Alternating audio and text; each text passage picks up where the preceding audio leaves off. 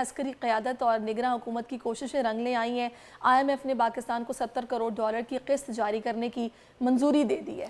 फैसला वाशिंगटन में होने वाले एग्जीक्यूटिव बोर्ड इजलास में हुआ। पाकिस्तान के लिए स्टैंड बाय अरेंजमेंट प्रोग्राम के तहत कर्ज की मंजूरी दी गई। पहले इक्तसादी जायजे की तकमील पर स्टाफ लेवल मुआहदा 15 नवंबर को तय पाया था। पाकिस्तान को कर्ज प्रोग्राम से $1 अरब 20 करोड़ मिल चुके हैं। IMF से $70 करोड़ मिलने से जारी रकम $1.9 अरब हो जाएगी। तो इस पर हम बात करेंगे। हमारे मुआशियात खुर्रम शहजाद साहब हमारे साथ मौजूद हैं। खुर्रम साहब, बहुत शुक्रिया आपके वक्त का। वो मामला मुकम्मल हुआ और अब किस्त जो है वो जारी हो गई है, तो अब इसके बाद कुछ सिचुएशन आप देख रहे हैं कि बेहतरी होगी कि IMF के मामला क्लियर होते हैं तो बाकी मल्टीलैटरल जितना भी हैं वो उनसे भी मामला शुरू हो जाते हैं और चीज़ें बेहतरी की जानिब जाएंगी। जी बहुत शुक्रिया। बिल्कुल जी, आपने बिल्कुल सही फरमाया कि अब जो है पहले भी ये हो रहा था कि पिछला रिव्यू भी स्मूथ गया था और पिछला रिव्यू भी उसमें भी जो चेंजेस की थी पाकिस्तानी केयरटेकर गवर्नमेंट ने, जिसमें टैक्स के टारगेट्स अचीव करना था और बिजली और गैस की कीमतों को बढ़ाना था, बिजली की कीमतों को खासतौर पर बढ़ाना था और फिर और दूसरे टारगेट्स थे फिस्कल डेफिसिट के, यानी कि अपने खर्चों की आमदन और अखराजात को जो है एक बैलेंस करना था। उसमें थोड़ी सी बेहतरी करने की कोशिश की गई। तो ओवरऑल दो रिव्यूज बेहतर अब जो है वो एक पहला रिव्यू बेहतर गया है। दूसरा रिव्यू अब देखना होगा कि फरवरी 8 को है, फरवरी 11 को अगस्त वो किस तरह से जाता है। वो भी मेरे ख्याल में स्मूथ जाएगा। तो ये वर्ल्ड बैंक और ADB के आपने पहले ही फ्लोज देख लिए होंगे जो कि पिछले 2 वीक्स में आए हैं, जिसकी वजह से आपके जो फॉरेक्स रिजर्व्स हैं वो तकरीबन $8 अरब से क्रॉस कर गए हैं स्टेट बैंक के। और अगर आप ये $700 मिलियन ऐड कर दें तो तकरीबन $8.8 बिलियन आपके रिजर्व्स हो जाएंगे। रिजर्व्स का बेहतर होना बहुत अच्छा इंडिकेटर होता है। और मेरे ख्याल ये लास्ट 6 मंथ्स के सबसे ज्यादा इस वक्त पाकिस्तान में है रिजर्व्स की अगर हम बात करें तो।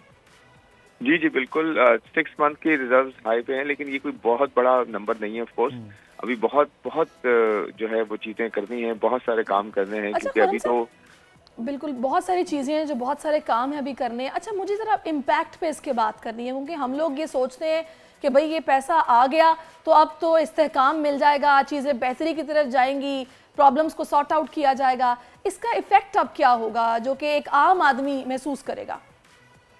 आम आदमी पे कोई खास इम्पैक्ट अभी नहीं होगा इसका। उसकी वजह यह है कि आम आदमी के लिए महंगाई इम्पोर्टेंट है, आम आदमी के लिए एम्प्लॉयमेंट इम्पोर्टेंट है, आम आदमी के लिए उसके बच्चों की तालीम, उसकी सेहत इम्पोर्टेंट है। उस पर अभी बहुत काम करना है।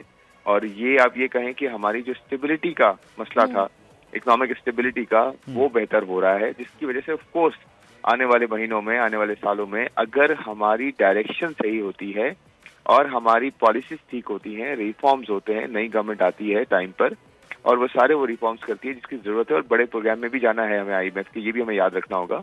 लेकिन अच्छी बात ये कि लोकल जो है फ्रंट पे शॉर्ट टर्म में रुपए को जो है थोड़ी इस्तेहकाम मिलेगा मजीद।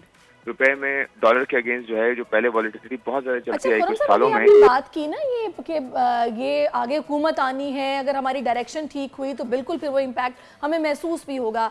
अब इलेक्शंस तो हो जाएंगे, मुझे ये बताएगा कि इन टर्म्स के साथ या फिर इस मुआहदे के बाद ये जो नई आने वाली हुकूमत है उसके लिए इन चीज़ों को मैनेज करना आसान होगा या मुश्किल होगा? काफी मुश्किल होगा। देखिए, ये डिपेंड करता है कि आने वाली जो हुकूमत है वो अपना प्लान लेके आती है या नहीं लेके आती, जो कि मुझे अनफॉर्चुनेटली अभी तक नजर नहीं आया किसी का भी, किसी भी पॉलिटिकल पार्टी का, जिसकी बेसिस पे वो आए और उसके बाद आते ही वॉर फुटिंग बेसिस पे उस प्लान को इम्प्लीमेंट करे। क्योंकि मैं आपको ये बता दूं कि IMF के पास भी जो नया प्लान, जो नई गवर्नमेंट आएगी, IMF के पास जाना होगा, क्योंकि हमारी अदायगियां बहुत ज्यादा हैं, हमारे एनर्जी के इश्यूज हैं, कर्जों के इश्यूज हैं, प्लस टैक्स के इश्यूज हैं। तो वो जब जाएगी और उसके पास प्लान नहीं होगा ना, तो वो IMF इतने आराम से आपको कर्जा नहीं देगा या अपने प्लान में शामिल नहीं करेगा। तो ये बड़ा इंपॉर्टेंट आपने जो है पॉइंट नुकता उठाया है कि जो भी गवर्नमेंट आ रही है, जो भी पार्टियां इस वक्त कंटेस्ट करेंगी इलेक्शंस में, उनके पास एक सॉलिड प्लान, टीम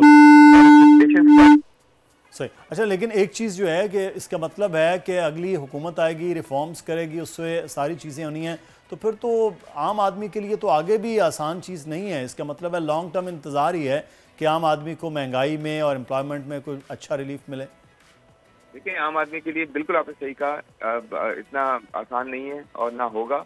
लेकिन इसमें 2-3 चीजें की जा सकती हैं कि टैक्सेस को जो है वो बिजली के बिलों से, पेट्रोल से, ये सारे जो है टैक्सेस बहुत ज्यादा हैं। गवर्नमेंट करती है कि गवर्नमेंट बड़ा आसान होता है उसके लिए टैक्सेस लेना, बिल्स के थ्रू और कोल्ड ड्रिंक्स के थ्रू और इन सब के थ्रू।